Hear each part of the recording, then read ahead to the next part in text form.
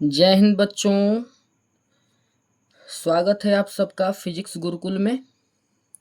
आज का हमारा क्वेश्चन है, दो एक समान चालक गोले P और S हैं जिनमें से प्रत्येक पर आवेश Q है और वे एक दूसरे को 16 न्यूटन के बल से प्रतिकर्षित करते हैं।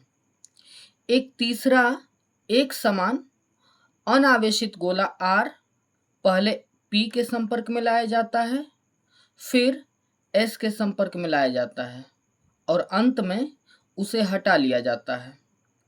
P और S के बीच नया प्रतिकर्षण बल क्या होगा? 2 न्यूटन होगा कि 4 न्यूटन होगा कि 6 न्यूटन होगा कि 8 न्यूटन होगा? तो आइए इस क्वेश्चन को हम लोग सॉल्व करते हैं। सबसे पहले क्या बोला है कि दो एक समान चालक हैं। तो दो एक समान चालक का मतलब ये हो गया कि ऐसे चालक गोले जो जिनका रूप एक समान है, तो वो मान लेते हैं P और S है। तो हम जैसा क्वेश्चन कह रहा है वैसा करते चले जाते हैं। एक गोला को हम P ले लेते हैं, ये हमारा गोला हो गया P और ये गोला हो गया S, और इन दोनों के बीच की दूरी मान लेते हैं R है। और बोल रहा है कि प्रत्येक पर आवेश Q है, यानी कि इस गोले पर भी आवेश क्या है? Q, और इस गोले पर भी आवेश क्या है? Q। तो आगे कह रहा है कि वे एक दूसरे को 16 न्यूटन के बल से प्रतिकर्षित करते हैं। मतलब कि ये दोनों के दोनों गोले एक दूसरे को 16 न्यूटन के बल से क्या करना है? प्रतिकर्षित कर रहे हैं। जाहिर सी बात है कि इस पर भी प्लस Q आवेश है, इस पर भी प्लस Q आवेश है, तो प्लस Q और प्लस Q एक दूसरे को प्रतिकर्षित करते हैं। तो इन दोनों के बीच में जो प्रतिकर्षण बल लग रहा है वो लग रहा है क्या? 16 न्यूटन। तो प्रतिकर्षण बल F क्या होता है? तो कूलाम के नियम से हम जानते हैं कि Q1 Q2 अपान में R स्क्वायर। तो F की जगह K Q1 Q2 अपान में R स्क्वायर लिख दिया, इक्वल टू 16 लिख दिया।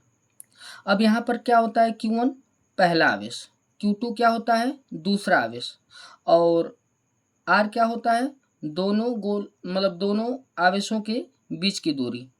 तो इस क्वेश्चन में पहला आवेश भी Q मतलब कि पहला आवेश Q है और दूसरा आवेश भी क्या है? Q है। तो यहाँ पर रख लेते हैं K, और इस Q1 की जगह पहला आवेश Q इंटू Q2 की जगह दूसरा आवेश भी Q, और दोनों आवेशों के बीच की दूरी कितना है? R है। वो हमने मान लिया है, क्वेश्चन में दिया नहीं था लेकिन हमने मान लिया है। तो बराबर में 16। अच्छा, ये K Q का Q में गुणा होकर Q स्क्वायर हो जाएगा, और अपान में R स्क्वायर है तो R स्क्वायर रख दिया, बराबर में 16। इसको हम समीकरण नंबर क्या मान ले रहे हैं? फर्स्ट। अब क्वेश्चन क्या कह रहा है कि एक तीसरा एक समान अनावेशित गोला R है, यानी कि एक हमारे पास तीसरा गोला है जिस पर कोई आवेश नहीं है, और वो गोला भी इन्हीं के जैसा है, इन्हीं के एक समान है। तो वो जो गोला R है पहले क्या किया जाता है? P के संपर्क में लाया जाता है। तो हम क्या कर रहे हैं? पहले P के संपर्क में ला दे रहे हैं। ये है P गोला, और इसके संपर्क में ला दे रहे हैं कौन सा गोला? R को। तो इस पर आवेश कितना है पहले से?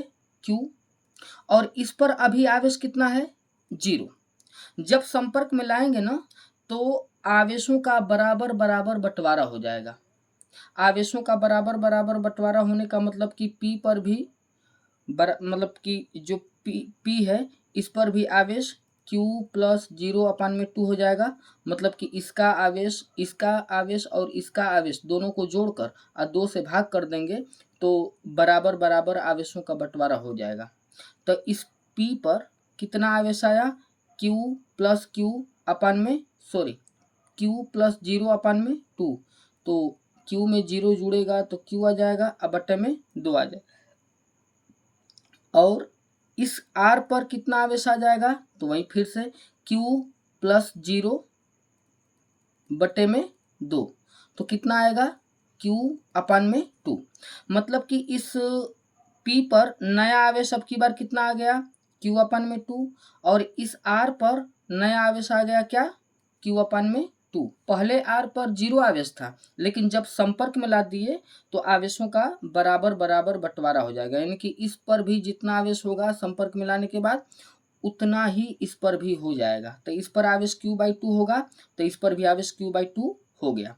अब क्या कह रहा है कि पहले तो इस R गोले को P के संपर्क में लाया गया है, फिर इसी R गोले को अब की बार S के संपर्क में लाया जाता है, मतलब यहाँ से हटाने के बाद।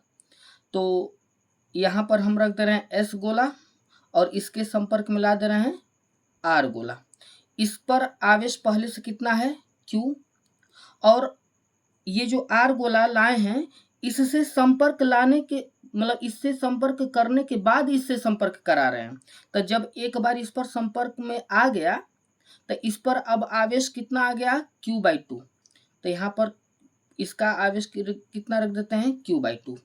अब इस पर जब संपर्क में आएगा फिर से यहाँ पर आवेशों का बंटवारा होगा और बराबर बराबर बंटवारा होगा, और बराबर बराबर बंटवारा करने के लिए मैंने क्या बताया है कि इसका आवेश प्लस इसका आवेश अपान में 2। तो आइए पहले इस पर आवेश की मात्रा निकालते हैं। तो कैसे निकालेंगे, दोनों आवेशों को जोड़कर 2 से भाग कीजिए, यानी कि Q प्लस Q/2 और अपान में 2। इस पर भी आवेश वैसे ही निकालेंगे। तो पहले इसको सॉल्व कीजिए। हम हाइमेन बट्टे के ऊपर 1 करके और दोनों का एलसीएम ले लेते हैं। तो दोनों का एलसीएम कितना होगा, हाइमेन बट्टे है तो मेन बट्टे रख देते हैं और ऊपर दोनों का एलसीएम निकालिए। 1 और 2 का एलसीएम 2 होगा, और इसका इसमें गुणा करेंगे तो 2Q प्लस इसका इसमें गुणा करेंगे तो Q, और मेन बट्टे के नीचे 2 है तो 2 रखिए। तो 2Q में ये जो मेन बट्टे है उसको रख लीजिए पहले। 2Q में Q जुड़ेगा तो 3Q हो जाएगा, और अपान में क्या है 2, और ये मेन बट्टे के जस्ट नीचे 2 है, ये मेन बट्टे के जस्ट नीचे 2 है तो ये सबसे नीचे जाएगा। तो इसको हम अभी जस का तस रख देते हैं, अगले स्टेप में इसको यहाँ पर ले आ देंगे।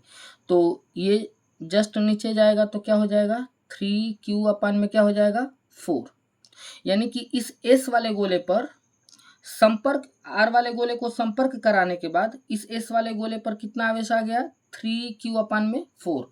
तो जाहिर सी बात है कि इस पर भी उतना ही आवेश आएगा, और इस पर भी आवेश की मात्रा कैसे निकालेंगे, Q प्लस Q अपान में 2 और अपान में क्या करके 2 करके, और इसको भी इसी के जैसे सॉल्व करेंगे एलसीएम वगैरह लेके, तो कितना आएगा 3Q/4 आएगा। अब कह रहा है कि जो P और S है इन पर नया नया आवेश आ जाने के बाद अब नया प्रतिकर्षण बल कितना होगा, तो यहाँ पर रख लेते हैं। यहाँ पर अब की बार P गोले को रख लेते हैं, यहाँ पर अब की बार S गोले को रख देते हैं और उतनी ही सेम दूरी पर रख देते हैं। तो P गोले पर अब नया आवेश कितना आ चुका था Q अपान में 2, तो यहाँ पर आवेश क्या रख दिया जा रहा है Q अपान में 2। इस S गोले पर अब कितना आवेश आ गया है संपर्क वगैरह कराने के बाद 3Q/4। अब इन दोनों के बीच में नया प्रतिकर्षण बल निकालते हैं। तो नया प्रतिकर्षण बल कैसे निकलेगा, वहीं मान लेते हैं कि इन दोनों के बीच में नया प्रतिकर्षण बल F डैश है, तो वो कैसे निकलेगा K और Q1 Q2 अपान में R² होता है। तो Q1 का मतलब पहला आवेश Q/2 इंटू Q2 का मतलब दूसरा आवेश 3Q/4 और बटे में दोनों के बीच की दूरी R²। तो अब इसको सॉल्व करिए, ये K है तो K रखिए, और 3Q में Q का मल्टीप्लाई होकर क्या हो जाएगा 3Q² अपान में, और 2 में 4 का गुणा होकर 8 हो जाएगा, और अपान में क्या है R²। अब इसको 3 अपान में 8 को हम सबसे पहले लिख लेते हैं, तो 3 अपान में 8 हो जाएगा, और गुणे में क्या हो जाएगा K बचा, और यहाँ 3 तो बाहर चला गया, 3 को पहले लिख दिए तो ऊपर क्या बचा Q², और अपान में ये 8 भी तो बाहर लिख लिए, तो अपान में क्या बचा, आर स्क्वायर, तो आर स्क्वायर।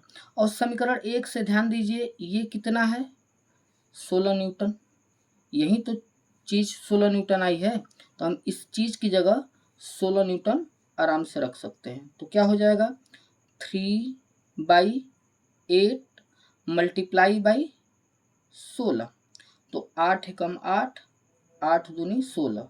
अब एफ डैश कितना आ जाएगा, 3 में 2 का गुणा करेंगे तो कितना आ जाएगा, 6 आ जाएगा। तो एफ डैश इक्वल टू 6।